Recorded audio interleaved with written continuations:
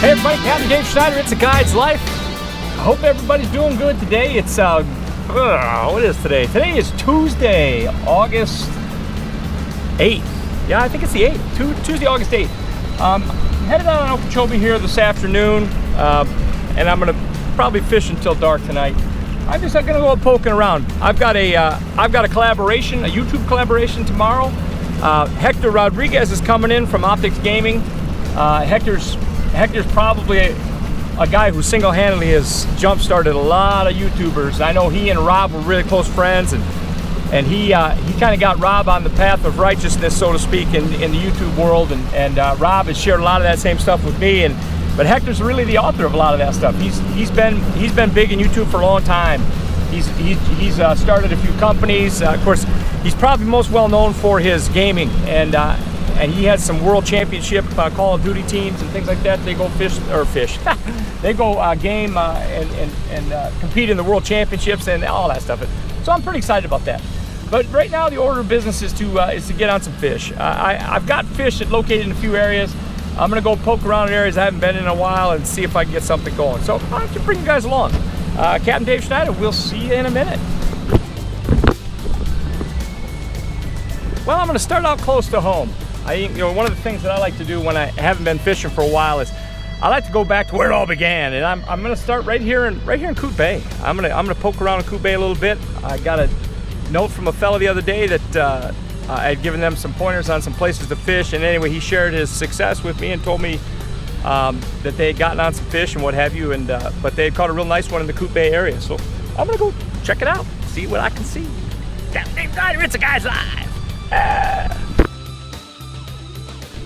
And the first thing I'm going to check going in here is I want to find out if I can run this or not. And I'm not going to find out by running it and learning the hard way, of course. I'm going to kind of make my way through it and see what the water depth is, if there's any dangerous spots. Right now it looks like we're in about 2 feet of water, and 2 feet is plenty to run in on, but I want to just make sure it maintains that all the way up in. But we're going to look in the back end of Coupe Bay. The water's up.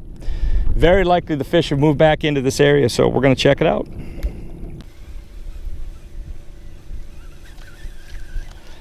Hi guys, a couple of things here. I'm throwing a Topwater swimming frog right now. The brand really doesn't matter too much. I mean, a lot of companies make these frogs with the feed on them, and you kind of crank them along and you fish them like a buzz bait, really. This particular one's a Horney toad by Zoom. I also, there's a couple of others that I use as well. Gambler makes one that I like. But basically all I'm looking for here is I want legs to dangle behind this thing. And you could be fishing a skinny dipper right now. You could be fishing a Trixie shark right now. These are all baits from Reaction Innovations and again, Zoom and Gambler and whatnot. But the idea is all the same here. On this particular bait, I try and keep it right up on the top. I'll generally just kind of crank it as slow as I can to keep the wheels turning. Now, there's times when you're going to adjust that. I hope the audio is good on this thing. I got the wind blowing right in my face, but there's times when you'll adjust that a little bit, and sometimes you'll go even slower, let it fall a little bit, shake it. But the fish will be the one that dictates that. What you need to do is keep fishing around an area until you get a bite. And once you get a bite, then you need to duplicate that. But I want you to notice the rod position here. I got my rod up at 11 o'clock. I always fish this bait this high, even when it gets close to the boat. A lot of people want to lower the rods, get close to the boat, but I still want to try and keep myself in a position where I can throw the bait forward if it gets hit. You need to be able to throw your bait forward when the bait gets hit, and if you can do that, that'll give them an opportunity to inhale the bait, and you won't pull it away from them real fast. Now, as far as the gear, if we're going to do a 1, 2, 3 in the moment type setup here on this bait, number one, I use braid almost all the time. I will sometimes use monofilament, heavy monofilament, if I feel like I don't know. Sometimes I will. It just depends on what I've got. But I like to fish braid, especially on Okeechobee, because it gives me the opportunity to really pull a big fish out, to get a good fish hooked. There's no stretch in it. I use a 7.5 foot flipping stick. The particular one I like is I use this edge rod by Ardent. And I really like the 7.5 foot, come on baby, get off there. I like the 7.5 foot edge rod. It's got a fairly soft tip on it as far as flipping sticks are concerned, and it kind of makes it a really good all-around rod for these types of techniques, whether it's a swimming worm or a horny toad or whatever. And by the way, these baits are great this time of day, this time of year. Summertime, the wind's blowing a little bit. Now, if the wind blows too hard, it can take this bait out of the mix. But right now, it's not bad, and I can get the bait where I want it, and I can basically get it the action I'm looking for on it. So I'm okay with that. Right now, I'm gonna use this bait to kind of search. I'm throwing it on this grass line right here. But a lot of times I like to throw it over the flats and stuff where you've got grass spread out and it goes to the surface and whatnot. So that's ultimately where I'm headed with this thing. But anyway, now let's talk about part 3. That's how you hold your rod and how you fish in the moment. Now getting to part 3 of the 1, 2, 3 is once you hook a fish, what are you trying to do with them? Now I'm gonna tell you, generally you hook a fish on this bait. It's a big hook set. You want to really slam the hook as hard as you can. Get your rod up. If you're in shallow grass, get your rod up and keep it up. Do not lower your rod while you're fishing or reeling it in. You hold your rod up next to your ear hole and you crank, crank, crank, crank. Ideally, what you want is to get that fish's head up, especially a big fish. If you can get their head up, you keep their head up. Don't you give them a second. Don't you let light up on them at all. These big trocar hooks are designed to hold fish. These aren't the kind of hooks that generally, like crankbaits. I was talking about crankbaits the other day. You'll pull a treble hook out of their face. These hooks don't pull out of the face too much because they tend to hook right through the sides of the jaw and whatnot. And so I don't really concern myself as much with pulling a hook out. I want to get my hands on the fish. Get on your trolling motor. Get to them as quick as you can. Keep their heads up. Don't pump your rod. Just keep it cranking, and that's the key to put your hands on these fish. Real aggressive, get right after them. Ideally, if you can get ideal thing is you can get their head up on the up out of the cover. Just keep them coming. My favorite thing to do with a big fish is surfboard them to the boat. It's not easy to do, but I like to do that if I can, just because it means I'm probably going to get to touch them. One of the other nice things about this bait, and my parting shots on this particular type of bait, is that you can throw it in the junk. You see me throwing it all the way back in there. You can throw this thing anywhere, and it comes out of the cover.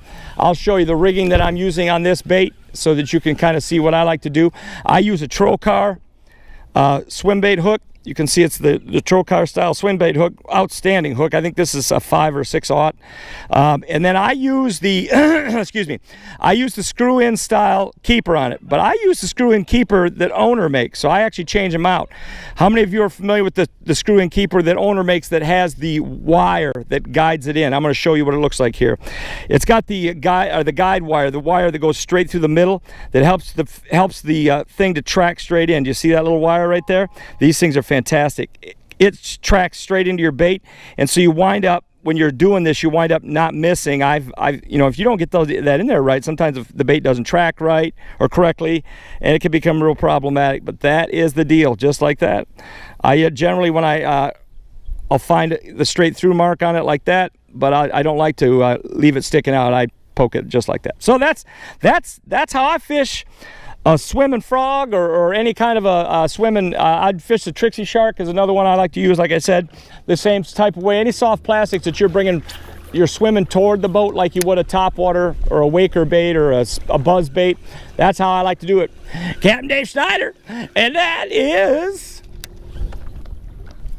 Topwater swimming baits.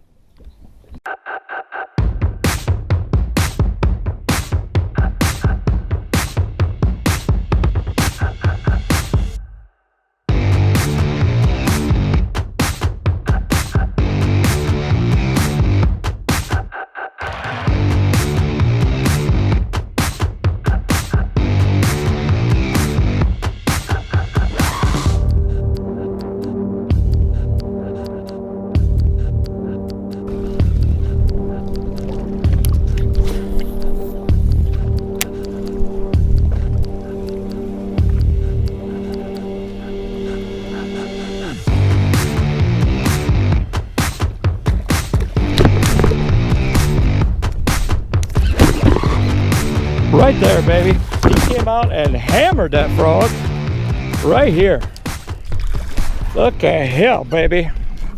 Just hammered that frog, man. He came all the way out of the water. I hope that's on camera, because that's a beautiful fish. Look at that fish.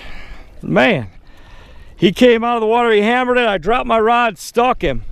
That fish is 2 3/4, almost 3 pounds. It is a fatty. Wow. Look how healthy that fish is. Very good. Very good. Thank you for playing, baby. All right, man. That's how we want to go.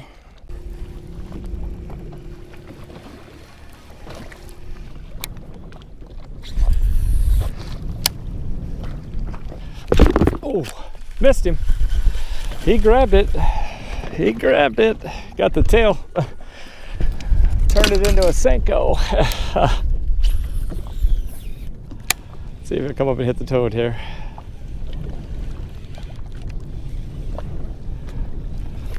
There he is. There he is. Little fish. You saw me drop the rod tip and set the hook. That's how you got to get them on these baits, man. Little one, little one. We got a bite going here, though. We got a little something going here. Well, hey guys, it's the end of another day in a guide's life. I feel pretty good about what I did today.